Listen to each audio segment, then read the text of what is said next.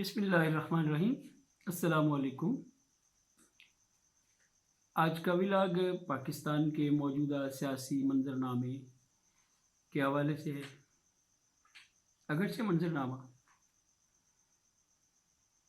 موسمیاتی تبدیلیوں کی اس لہر کی طرح بالکل غیر یقینی ہے، الجھا ہوا ہے اور کنفیوز ہے۔ پچھلے ایک ولاگ میں نے عرض کیا تھا کہ کس طرح ہماری فیصلہ سازی کی سطح پر موجود لوگوں کو ممکنہ خدا نخواستہ سیلابی ماحول یا آنے والا سیلاب اور نئی مردم شماری کے ایشوز الیکشن کو ڈیلے کروانے کے لیے ترپ کے پتوں کا کام دے سکتے ہیں۔ اس پر میرے بعض دوستوں نے مجھے ذاتی طور پر بھی کہا کہ آپ کی اطلاعات درست ہیں، اور اس کے بعد جیسے جیسے دن اور وقت آگے بڑھتے گئے تو مردم شماری کے بارے میں ڈسکشن، مردم شماری کے حوالے سے سوالات اور بارشوں میں شدت دونوں نظر آنے لگے۔ اگرچہ یہ اپنی جگہ حقیقت ہے کہ میاں شہباز شریف اپنی آخری مہینے بلکہ آخری 2 مہینوں کو خاص طور پر اپنی انتخابی مہم کے انداز سے گزارنے کی کوشش کر رہے ہیں۔ وہ جگہ جگہ نسبتاً بڑی گیدرنگز یعنی وہ جلسہ عام تو نہیں ہے، لیکن اس میں عمائدین علاقہ، معززین علاقہ جو فیصلہ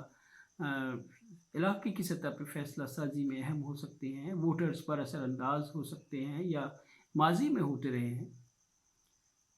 ان تک رابطے کر رہے ہیں اور اگلے الیکشن کی بات کر رہے ہیں۔ میاں نواز شریف کے اس حکومت کی زمانے کی کارکردگی کا بیانیہ بار بار سامنے لا رہے ہیں جو 2017 کو اپنے انجام کو پہنچ گئی تھی، اور بدقسمتی سے 2017 کے بعد شاہد حقان عباسی کی وزارت عظمیٰ جو مسلم لیگ نون کے نمائندہ تھے، اور اب میاں شہباز شریف جو مسلم لیگ نون کے سربراہ ہیں، صدر ہیں، ان کی حکومت کی کسی کنٹریبیوشن کو میاں شہباز شریف ابھی تک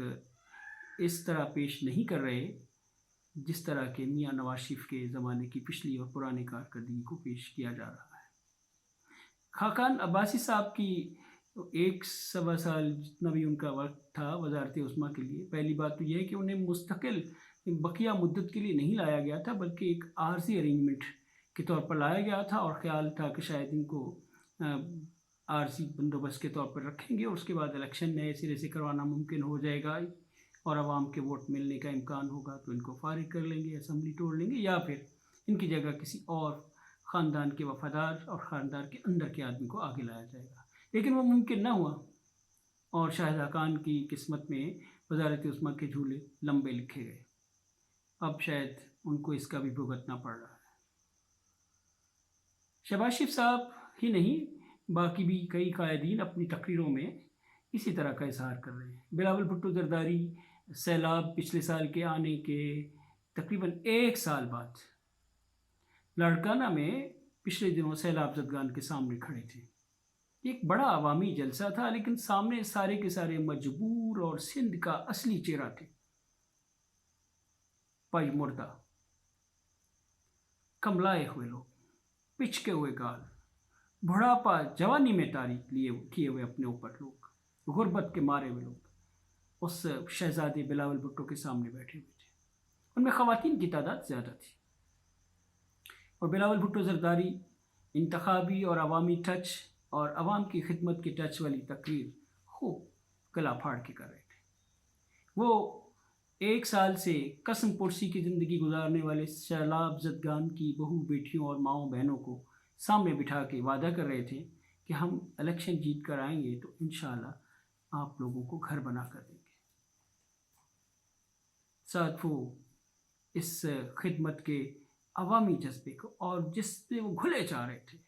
جس میں وہ ڈوبے ہوئے تھے، اپنی والدہ محترمہ بے نظیر بھٹو صاحبہ مرحومہ کے ساتھ منسوب کر رہے تھے، اور ذوالفقار علی بھٹو کی سیاست کے ساتھ منسوب کر رہے تھے۔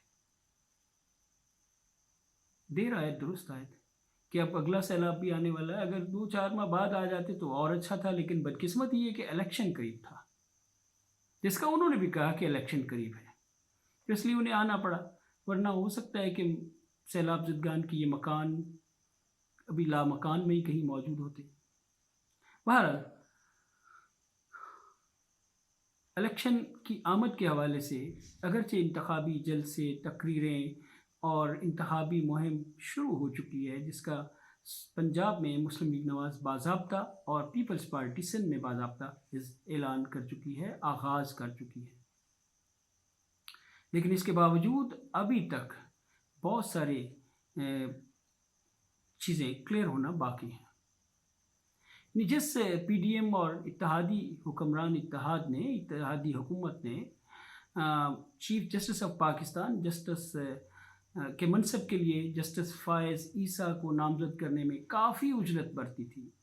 تقریباً 2.5 ماہ سے بھی شاید زیادہ وقت یا 2.5 ماہ کے قریب کا وقت استعمال کیا، ابھی تک نگران وزیر اعظم کے حوالے سے شش و پنج میں ہے۔ کوئی کہہ رہا ہے کہ دبئی میں فیصلہ ہوگا، کوئی لندن میں کہہ رہا ہے، کوئی پاکستان میں کہہ رہا ہے، کوئی پنڈی، کوئی اسلام آباد، نہ جانے کون،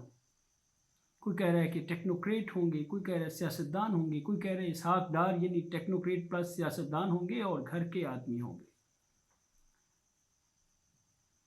اسحاق ڈار کے اس طرح نامینیٹ کرنے کی یہ افواہ نما اطلاعات کے بعد تو ایسے لگتا ہے کہ جیسے مسلم لیگ نواز اور ان کے اتحادیوں کو ابھی دور تک الیکشن ہوتا نظر نہیں آ رہا، اس لیے وہ چاہتے ہیں کہ کم از کم اپنا بندہ یہاں پر قائم دائم کر کے آگے بڑھے۔ اگر الیکشن بہت قریب ہے تو یقینی بات ہے کہ نگران سیٹ اپ بھی قریب ہونا چاہیے۔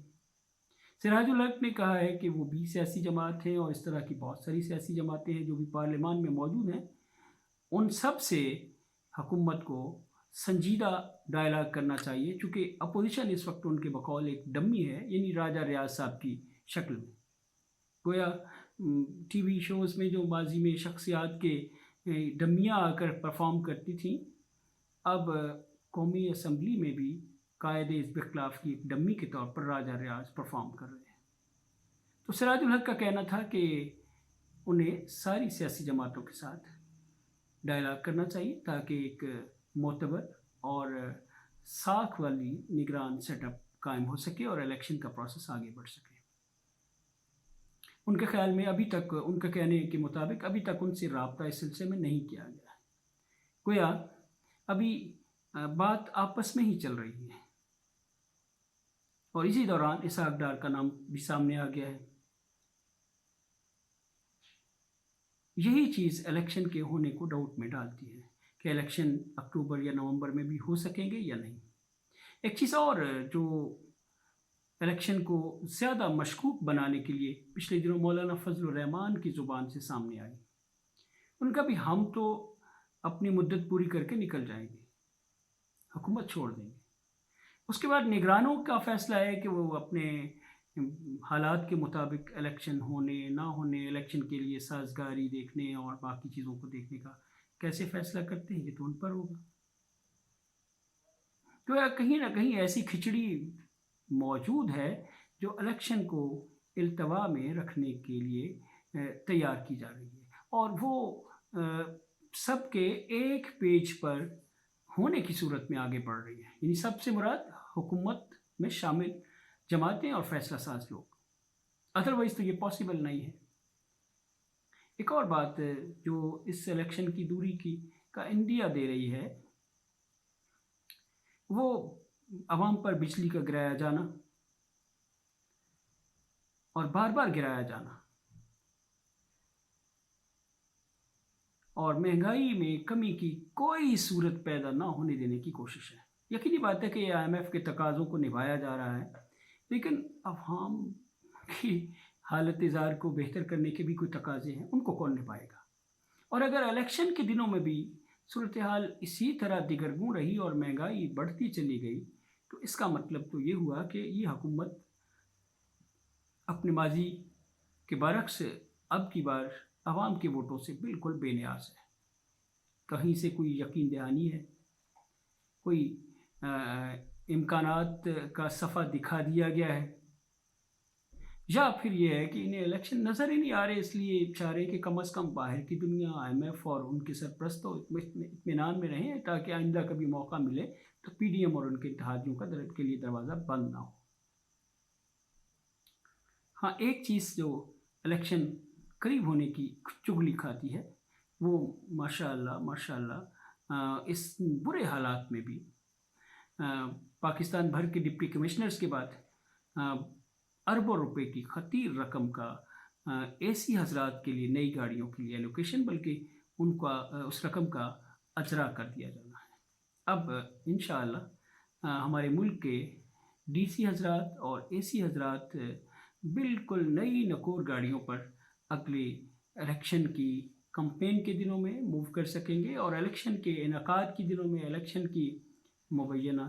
یا امکانی ساز باز کے دنوں میں بھی وہ اپنی خدمات بآسان انجام دے سکیں گے۔ اس میں محکمہ مال کے متعلقین کو بھی کافی نوازا جا رہا ہے، جو پٹواریوں کا شعبہ کہلاتا ہے۔ اتفاق سے تحصیلداروں کی سطح پر بھی گاڑیوں کو بدلا جا رہا ہے۔ یقینی بات ہے کہ کوئی بھی انتظامی مشینری جس کو الیکشن سے پہلے اور حکومت کے جانے سے پہلے اتنا تیزی سے نوازا جا رہا ہے، عوام پر بجلی گرائی جا رہی ہے، پیٹرول گرائی جا رہی ہے، ڈالر بڑھتا جا رہا ہے، اور کہیں سے کوئی سکھ کا سانس، کوئی اچھی خبر آنے کی کوئی صورت نظر نہیں آتی، لیکن کار پردازانی انتظام و انصرام کو نوازا جا رہا ہے، اور الیکشن کے اعلان سے پہلے نوازا جا رہا ہے، حکومت کی اسمبلیوں کی مدت پوری ہونے سے پہلے نوازا جا رہا ہے، تو اس پر لوگوں کے شکوک و شبہات اس طرف جانے کا اندیشہ کافی موجود ہے کہ شاید یہ سیاسی جماعتیں جو حکومت میں موجود ہیں وہ اپنے الیکشن کے لیے انتظامیہ کو بروئے کار لانے کے لیے پہلے سے تیاری کا ایک حصے کے طور پر ہی گاڑیاں شاڑیاں اور یہ ایلوکیشنز کر رہی ہیں اور ان کو نواز رہی ہیں۔ یقینی بات ہے کہ اس پر کوئی مصدقہ بات نہیں کہی جا سکتی، لیکن اس طرح کے ڈاؤٹس پیدا ہونا ایک فطری بات ہے۔ ان سے حکومت کو بچنا چاہیے، ایسے فیصلوں سے۔ یقینی بات ہے کہ جہاں بہت سارے کام اور رکے ہوئے ہیں تو حکومت کو ان گاڑیوں کو کم از کم AC لیول کی گاڑیوں کی ایلوکیشن کو تو روک لینا چاہیے کہ ملک بہت مشکل میں ہے، حالات بہت خراب ہیں۔ وہ کیا ادھار کی میں پی جا رہی ہے، اور اس طرح فاقہ مستی رنگ نہیں لائے گی جس کا یقین کسی نے دلا دیا ہے۔ عوام پر کچھ رحم کھایا جانا چاہیے اور ادھار کی میں پینے سے اجتناب کیا جانا چاہیے۔ الیکشن ہو یا نہ ہو، عوام کے درمیان سیاسی جماعتوں اور ان کے قائدین کو آنا جانا ہے، کبھی وزیروں کی شکل میں، کبھی مشیروں کی شکل میں، اور کبھی اپوزیشن رہنماؤں کی صورت میں۔ تو انہیں کم از کم اپنی گڈ ول کو بچا کے رکھنا چاہیے تاکہ عوام میں آئیں تو ان کو ویلکم کیا جائے، نہ کہ ان پر نفرین بھیجنے کے لیے عوام بے تاب بیٹھے ہو۔ آج کے لیے اتنا ہی، اللہ حافظ۔